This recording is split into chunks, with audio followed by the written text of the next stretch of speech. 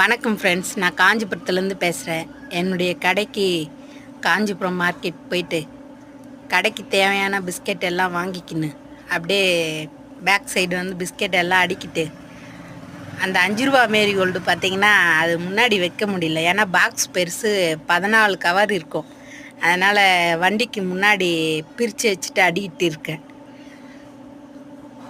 முயற்சி செய்து கொண்டே இரு, ஒரு நாள் தோல்வியும் தோற்று போகும் உன்னுடைய முயற்சியிடும்.